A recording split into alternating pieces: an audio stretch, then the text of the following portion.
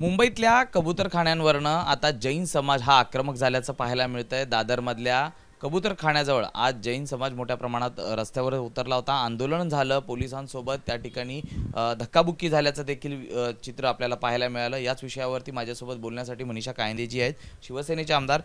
ताई, काय सांगाल? आज जैन समाज आक्रमक झाला, कबूतरखान्याच्या इथे सर्व जैन बांधव जमले होते आणि आंदोलन केलेलं आहे त्यांनी। जैन समाजाने हातामध्ये चाकू आणि काय काय हत्यारं घेतली आणि ती ताडपत्री त्यांनी फाडून काढली।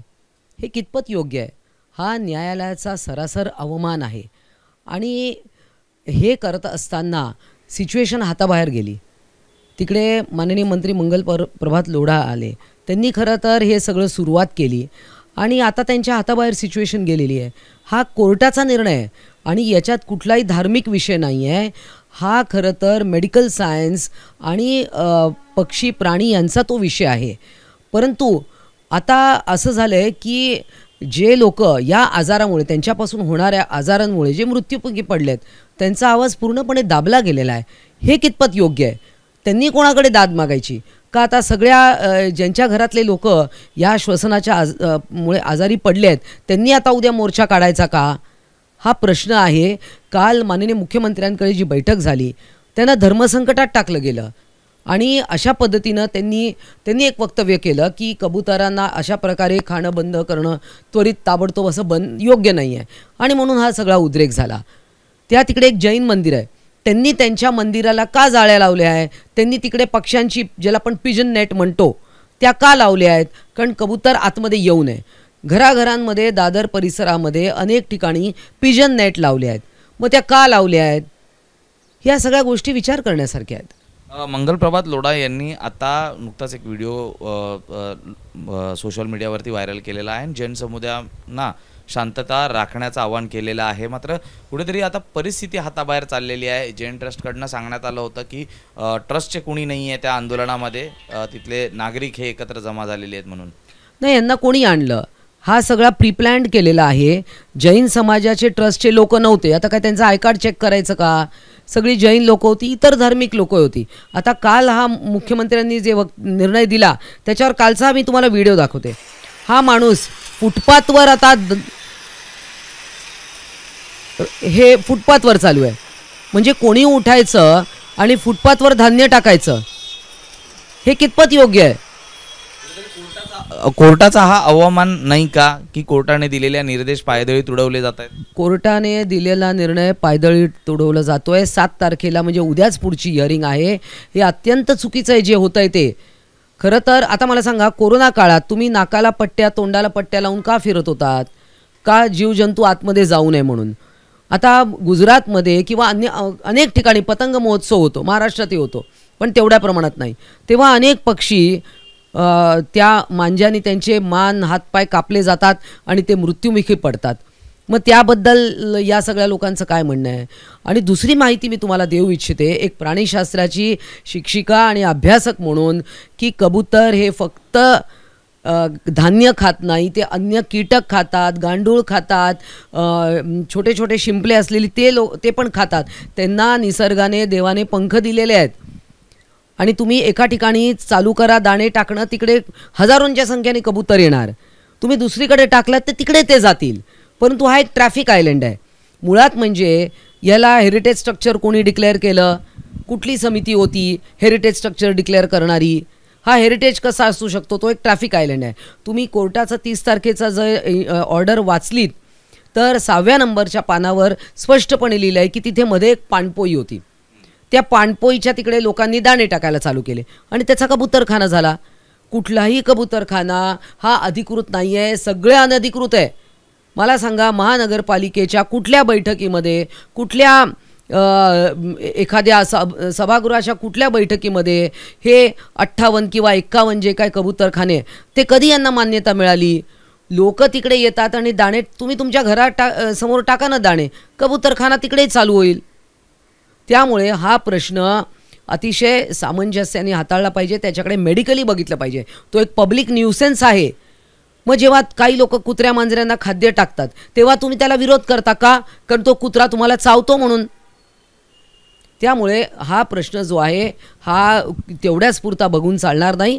आणि कबूतर हा कुठल्याही प्रकारे एंडेंजर्ड ॲनिमल नाही आहे, एंडेंजर्ड स्पीसीज नाही आहे तो. ते कुठेही जाऊन त्यांचं खाद्य शोधतात.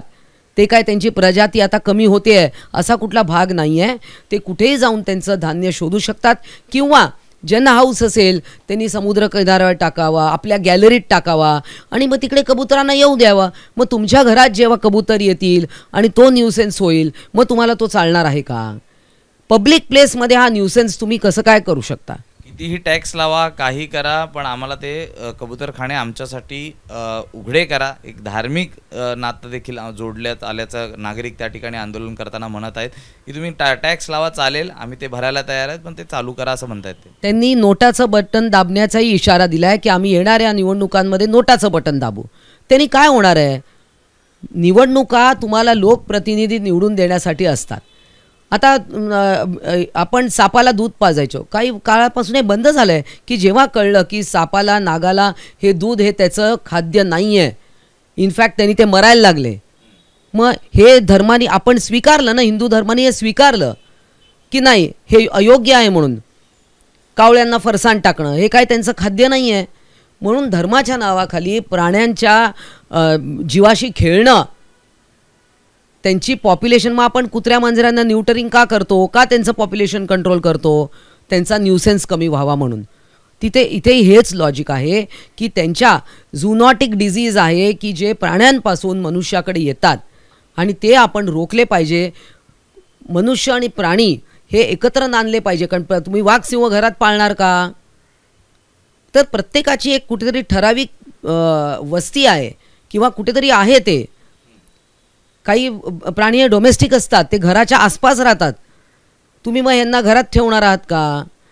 आता वाघांची संख्या वाढली पाहिजे, पण आपण घरी वाघ पाळत नाही ना. कबूतर हा न्यूसेन्स कॉझिंग आहे, तो रोगराई पसरवतोय, त्याच्यापासून अनेक आजार होत आहेत. याच्याकडे एक सायंटिफिकली आणि मेडिकली पाहिलं पाहिजे. तर मंगलप्रभात लोढा यांनी आयुक्तांकडे एक वेगळी मागणी देखील केलेली आहे की रहिवाशी स्थित ठिकाणी कबूतरखाने बंद करावेत. मात्र जिथे रहिवाशी नाही आहे, जिथे नागरिकांचा वावर फारसा नाही आहे, त्या ठिकाणी असे कबूतरखाने सुरू ठेवले तर हरकत नाही आहे, जेणेकरून त्यांना खाणं पण मिळेल. या मागणीकडे नेमकं आपण कसं पाहता? 5 ठिकाणं त्यांनी दिलेली आहेत, त्याकडे कसं पाहता? मोकळ्या ठिकाणी करावं, काही मैदान असतील किंवा, पण मैदानं परत मग खेळण्यासाठी आहेत. मग मैदानं खेळण्यासाठी आहेत, मग तिथे तुम्ही करणार का? मग समुद्रकिनारे तिकडे तुम्ही करायचं आहे का? खरं हा प्रश्न जो आहे, आणि मी परत सांगते, निसर्गाने त्यांना पंख दिले आहेत. तुम्ही त्यांना खायला टाकलं नाही तर ते दुसरीकडे जाऊन त्यांचं भक्ष्य शोधतील.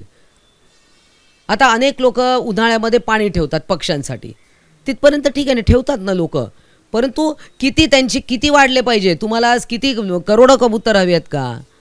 त्यांचं पॉप्युलेशन कंट्रोल करणं. आता आम्ही गॅलरीतनं लोक अन्न खाली टाकतात, उंदीर वाढतात, तुमच्या गाड्यांची वायर कापतात, काय त्रास होतो उंदरांमुळे.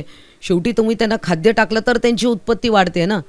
आज मी जो तुम्हाला व्हिडिओ दाखवला, एका फुटपाथवर 5-5 किलो धान्य टाकतायत. जिकडे एखादा किराणा मालाचं दुकान आहे तिकडे त्याच्याकडनं किराणा माल घ्यायचा आणि तिथे ते धान्य टाकायचं. झाला कबूतरखाना. म्हणजे ह्याला कुठेतरी अंत आहे की नाही? ह्याला काही लॉजिक आहे की नाही? काल बैठक देखील मुख्यमंत्र्यांसोबत झालेली आहे. यातनं आता नेमका सुवर्णमध्ये काय काढला जाणार आहे, आणि दुसरं म्हणजे याला संपूर्ण प्रकरणाला पूर्णविराम केव्हा, कधी मिळेल? कोर्टाचा उद्या अजून एक तारीख आहे, 7 तारीख. त्याच्यात बघूया आपण काय होतं. मला असं वाटतं की कोर्टात जे आर्ग्युमेंट्स दोन्हीकडनं झालेली आहेत त्याला एक सायंटिफिक आधार आहे. भावनेच्या भरातच सगळं चालणार असेल तर मग अनेक गोष्टी चालू करूया ना. मग नागाला दूध पाजणं पण चालू करा, मरू देत त्यांना.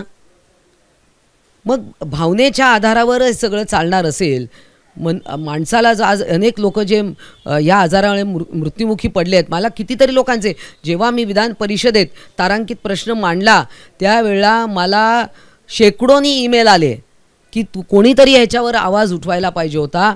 माझी हात जोडून माननीय मुख्यमंत्र्यांना विनंती आहे की भावनिक हा विषय नाही आहे, हा सायंटिफिक आणि मेडिकल आहे. मंगलप्रभात लोढा आज स्वतः मी पाहिलं की ते हतबल झाले होते, कारण त्यांच्या समाजाला ते आवरू शकले नाही. आज ही परिस्थिती होती. आता आमच्याशी बातचीत केल्याबद्दल. तर नक्कीच हा जो मुद्दा आहे हा भावनिक न पाहता त्या ठिकाणी मेडिकल आणि सायंटिफिकली गोष्टींकडे पाहूनच त्या ठिकाणी निर्णय खरं तर घ्यायला हवा. आणि उद्या कोर्टात देखील तारीख आहे, कोर्टातनं नेमकं काय माहिती समोर येते हे पाहणं देखील तितकंच महत्त्वाचं राहणार आहे. व्हिडिओ जर्नलिस्ट दीपेश महाजनसह मी सूरज सावंत, एबीपी माझा, मुंबई. एबीपी माझा, उघडा डोळे बघा नीट.